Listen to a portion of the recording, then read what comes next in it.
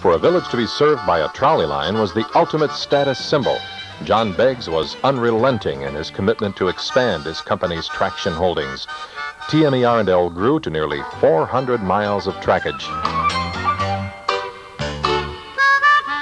The first line was an acquisition by the Pain Management in 1899, the 2-year-old route to Racine and Kenosha. Other lines are planned to Watertown, Sheboygan, and to East Troy and Burlington. To house this trolley and power empire, Beggs built this block square terminal and office complex in Milwaukee.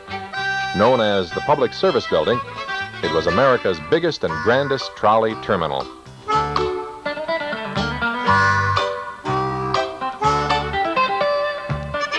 The trolley to East Troy began to be built in 1902.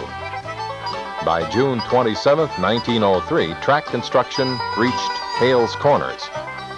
It took nearly another year for the line to reach St. Martin's Church, south of Hales Corners, where it divided into 2 lines, one south to Burlington, the other to East Troy.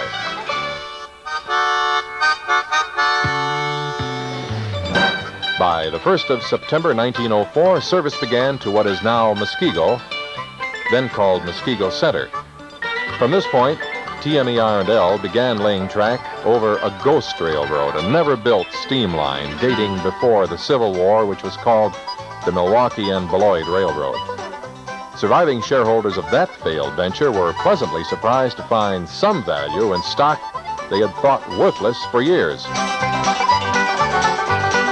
By July 1907, track work had passed McWanago. And on July 3rd, service began to Phantom Lake Road, about 1 mile east of McWanago. By October 21st, the line was extended to Lake Beulah.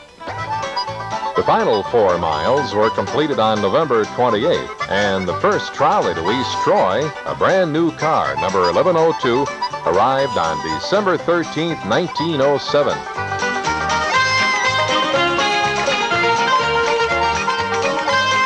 The villagers turned out to celebrate their new status as a transportation center. Here's another photograph from opening day.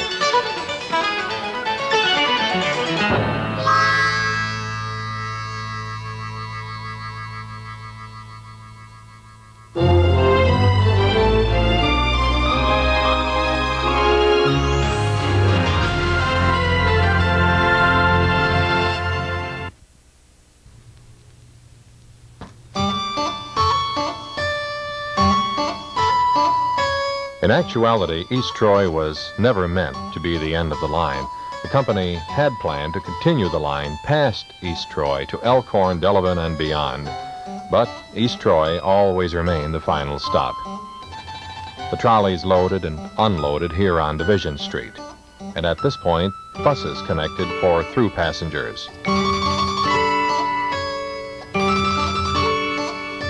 In 1909, the company built this large substation on Church Street to ensure adequate power to the trolley wire. Although it looks like a passenger station, it never was, at least until 1972. The roar of the powerful rotary generator within made conversation difficult. Rather, passengers waited in comfort here, 1 block west on Division Street. There was a comfortable waiting room, a newsstand, and lunch counter. Passengers emerged through the door at the right to board the trolleys. The second floor was the residence of the railway agent. There's a story told about John Beggs, who one night paid a surprise visit to the East Troy substation. It was winter time. Apparently, he intended to check up on the operator. What was unusual was that the interurban line from Milwaukee was completely snowbound that night. Nothing was moving. How did Beggs get to East Troy? No one knows for sure. Did Beggs go by train to Chicago, then transfer to a Sioux Line train to McWanago and trudge through the deepening snow the last 7 miles to the East Troy substation just to see if the operator was earning his wages? People who knew Beggs said the story didn't surprise them. Beggs was a man who brooked no tolerance to his policy of utter dedication to the company and to its customers. His rules for public contact demanded good appearance, manner of speech, proper actions, and correct attitude. Courtesy and patience were demanded.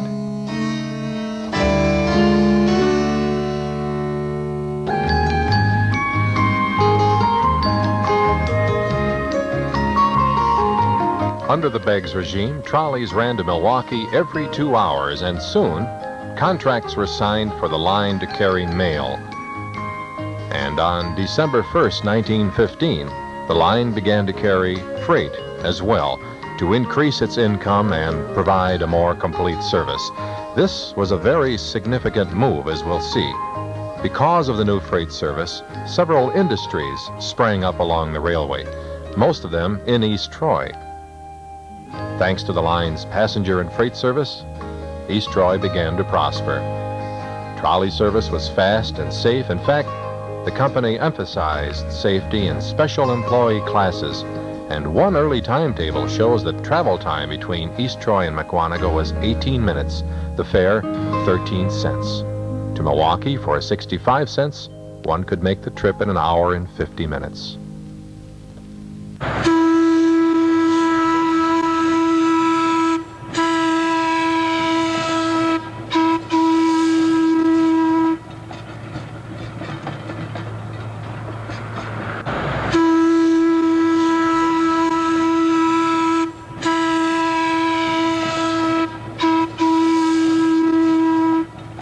That's part of the interesting history of this whole phenomena about the interurban. It was such a fast-rising phenomena and such a quickly disappearing phenomena. It brought the people out of the horse and buggy era basically into the automobile era. And you can tell, as you indicated, the grandiose plans that were envisioned, lines out to Delavan, to Janesville, to Madison, to Fond du Lac, to Green Bay, fall from Milwaukee. A lot of that never being realized because of the growth of the automobile. But it's that portion of that history, those plans, those people who were involved in that process, that makes a very interesting historical study.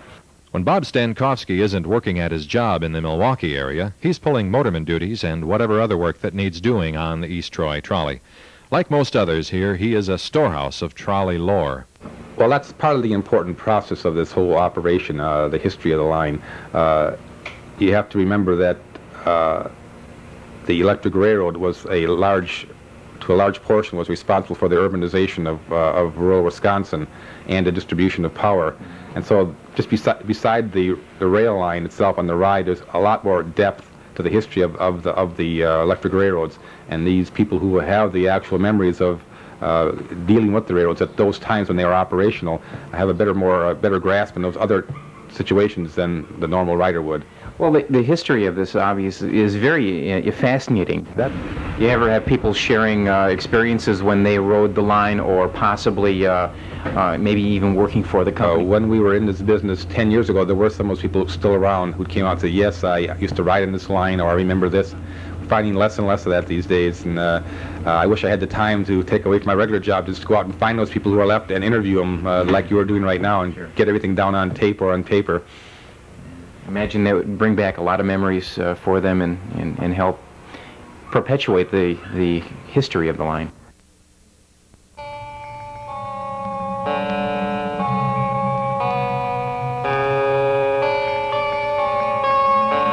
By the mid-1920s, automobiles were no longer novelties.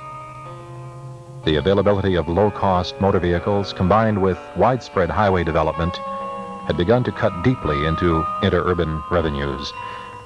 The company fought back. The line was upgraded. Special off-hour discount fares were added. Newer cars were put into service and speeds were increased. Diner cars were added to some routes. Now the travel time between East Troy and Mukwonago was only 11 minutes, and it was only a 65-minute ride to Milwaukee. Company promotions emphasized the safety and economy of riding the traction lines. Ridership continued to fall.